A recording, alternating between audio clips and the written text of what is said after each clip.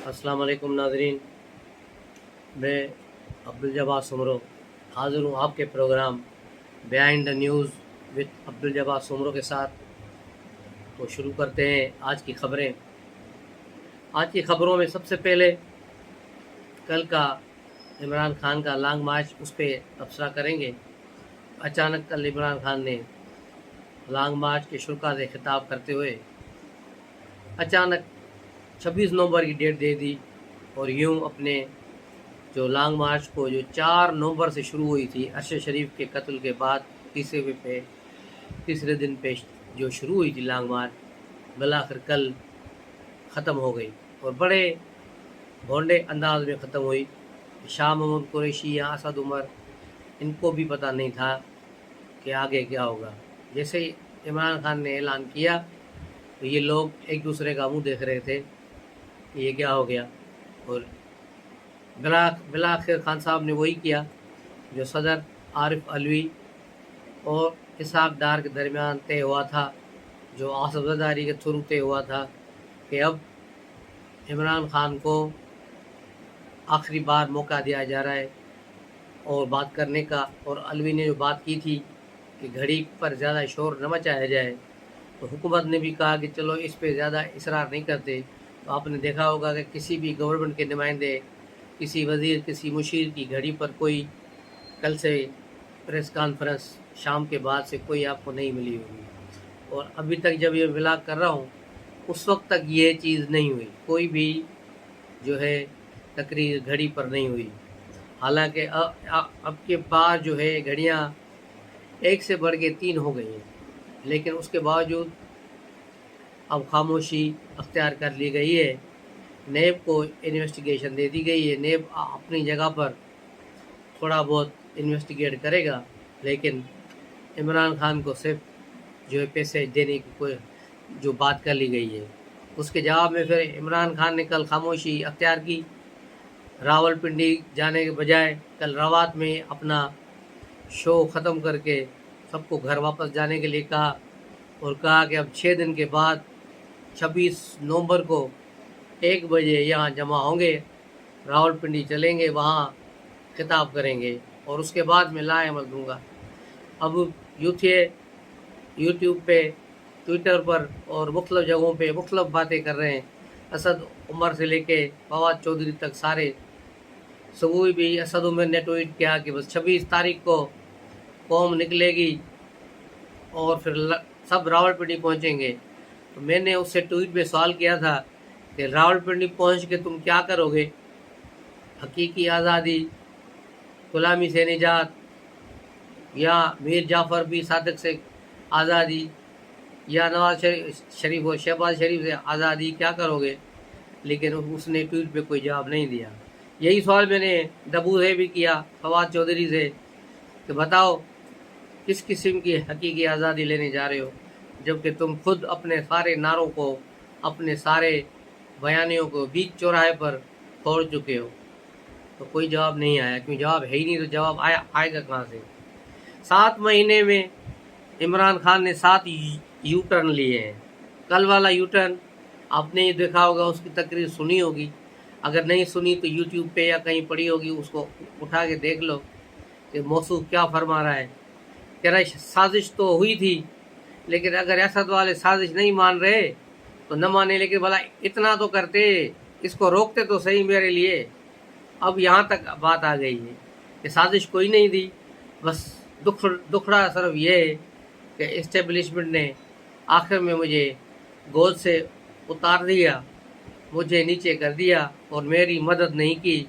और अगर अदम एतमाद की तहरीक के दौरान मेरी मदद करते तो मैं फिर वज़ीर आज़म होता। अभी उसकी यही ख्वाहिश है, उसको कोई जमहूरियत, कोई आइन, कोई इंसाफ, कोई कानून से कोई दिलचस्पी नहीं। इमरान खान का मकसद सिर्फ और सिर्फ एक है, और वो है इक़्तिदार में आना किसी भी तरह से। वो ज़ाहिर है इस्टेब्लिशमेंट की गोद के बगैर तो आ नहीं सकता। जिस तरह 2018 के इलेक्शन चुराए गए, इमरान खान को इलेक्शन जिताए गए और फिर आगे लाया गया ताकि ये काम करे, लेकिन 3.5 सालों में भी یہ کچھ نہیں کر پایا، تو بحالت مجبوری پھر پی ڈی ایم کو وہ آگے جو لایا گیا، پی ڈی ایم آگے آئی، آصف زرداری نے اپنے پتے کھیلے اور تحریک عدم اعتماد کامیاب کر کے دکھائی۔ یہ کہہ رہا ہے اسٹیبلشمنٹ نے میرا ساتھ نہیں دیا، تب یار سیاستدان بنو بھائی، اب تم سڑک پہ کھڑے ہو، تمہارے جو نیپیاں بدلنے والے تھے وہ چلے گئے، جس سے تم فیضیاب ہوتے تھے وہ چلے گئے، اب تم سیاستدان بنو اور سیاست کرو۔ محترمہ بے نظیر بھٹو بھی تمہاری طرح 88 میں پہلی بار وزیر اعظم بنی تھی، لیکن اس نے جس جوامردی سے ساری اپوزیشن اور اسٹیبلشمنٹ کا مقابلہ کیا تھا وہ تاریخ کا حصہ ہے۔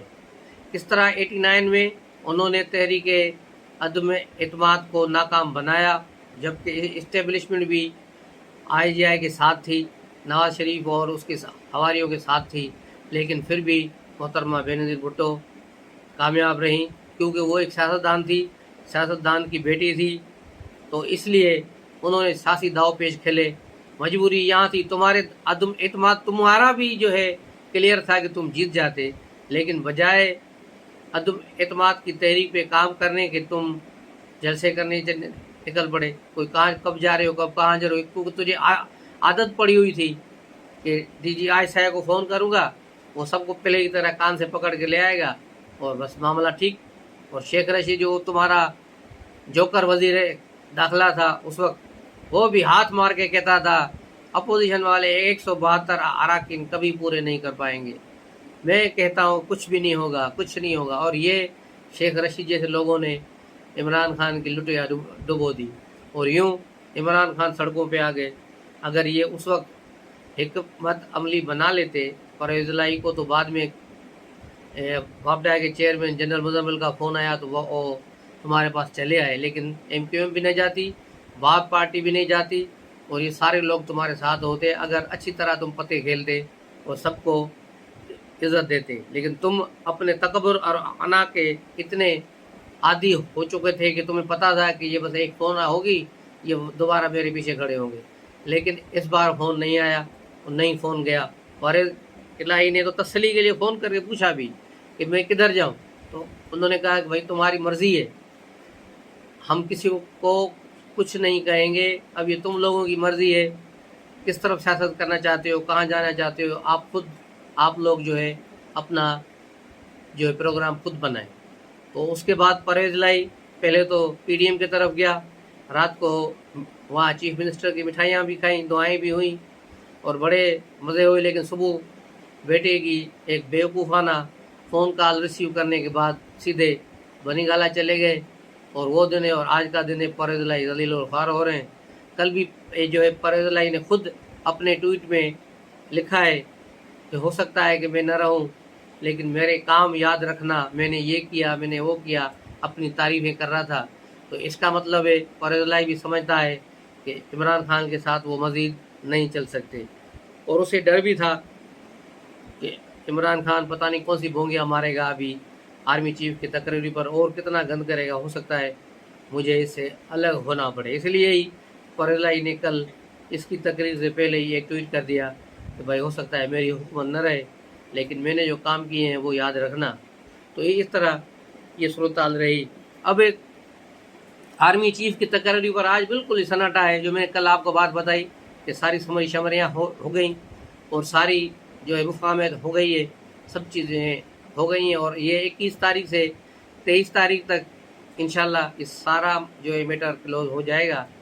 اپوزیشن جو موجودہ ہے، اپوزیشن تو نہیں، وہ بھی آدھی پاکستان پر گورنمنٹ ہے، اسد عمر اور فواد چودھری آج بھی مختلف بیان بازیاں کر رہے ہیں کہ آرمی چیف کی تقرری پر یہ ہجان ہو گیا ہے، اس پہ یہ ہو گیا ہے۔ بھائی کوئی ہجان نہیں ہوا، ہجان اگر پیدا کیا ہے تو تم نے، تمہاری پارٹی کے تمہارے لیڈروں نے کیا ہے، اسد عمر اور یہ جو سارے لوگ ہیں ان لوگوں نے کیا ہے۔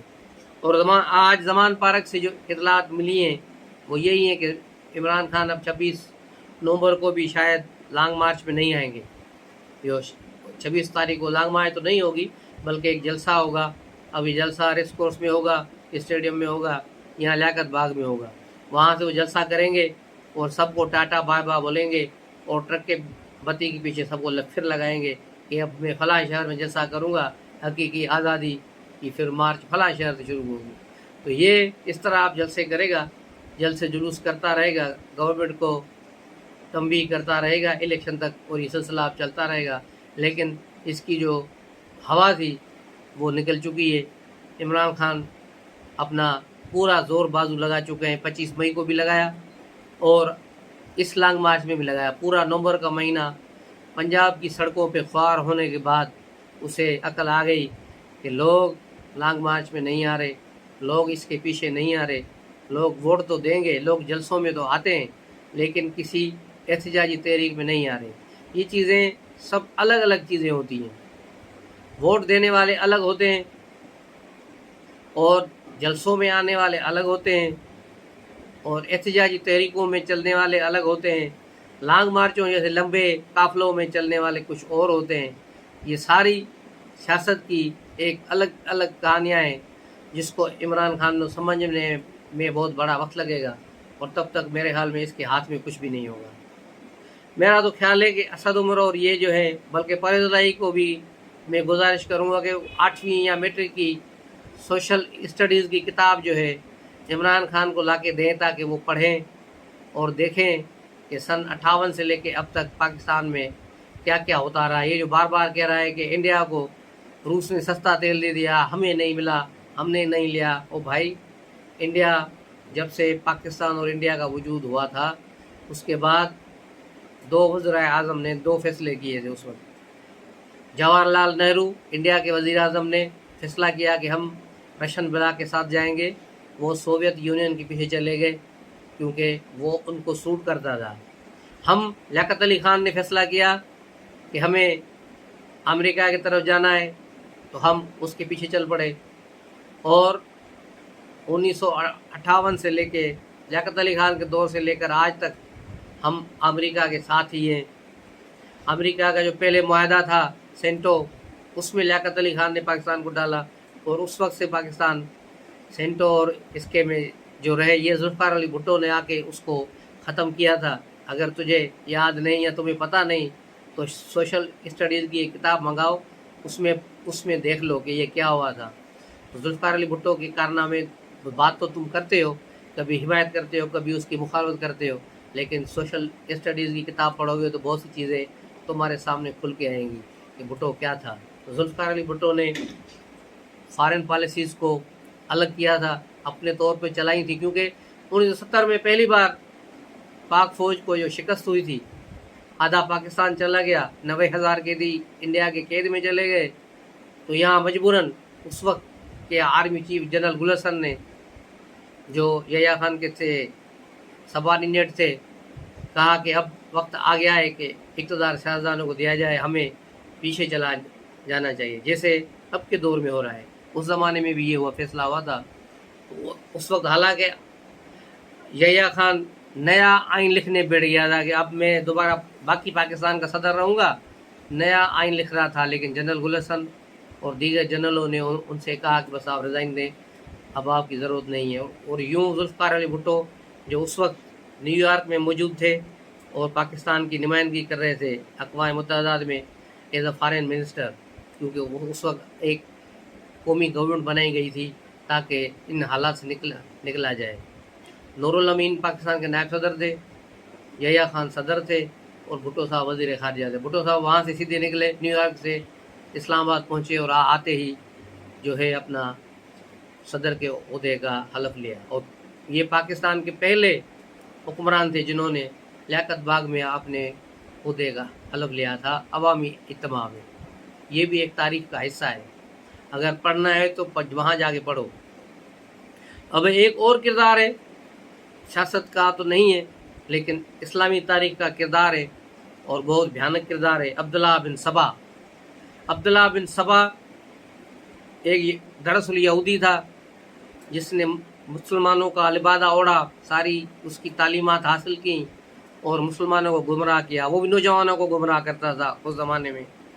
اس کا ایک پروگرام بنا ہوا تھا، اس نے ایک جنت بنائی ہوئی تھی نقلی، خوبصورت عورتیں رکھی ہوئی تھی، باغات تھے جنگلوں میں، جس کو بھی وہ پکڑتا تھا نوجوان کو، اس کو कहवा पिला के बेहोश कर देते थे और फिर वो उठा के उस जन्नत में फेंक देते थे। तो जैसे ही होश में आता था तो वो कहता था मैं तो यहाँ जन्नत में आ गया। तो उस जन्नत में उसको 2-3 दिन लगा के मज़े कराते थे औरतों के साथ, शराब शबाब और ये सारी चीज़ें। तो 3 दिनों के बाद फिर उसे कहवा पिला के बेहोश करके वापस जो है सबा के पास पहुंचा दिया जाता था। तो वो आदमी फिर तड़पता रहता था कि बस मैं उस जन्नत में जाऊं। तो फिर उसके कहने पर, इशारे पर लोग खुदकशियाँ करते थे, अपने आप पर मार देते थे। ये दुनिया का पहला खुदकश हमला आवर था, जो खुदकश हमला आवर तैयार करता था। उस वक्त के जो हुक्मरान थे, गवर्नर थे, उनके पास ही मैसेज भेजता था कि ये मेरा काम भला करो, अगर नहीं तो ये मार देंगे। उसकी ताकत इतनी बढ़ गई थी कि कोई इंतहा नहीं। उसको और उसके 40 साथियों को हज़रत अली मौलाए मुश्किल कुशा अलैहिस्सलाम ने ज़िंदा जला दिया था। उसको उस फितने को ख़त्म किया था। उसके पीछे भी हज़ारों नौजवान लगे हुए थे कि ये हमारा मसीहा है, ये हमारा सब कुछ है।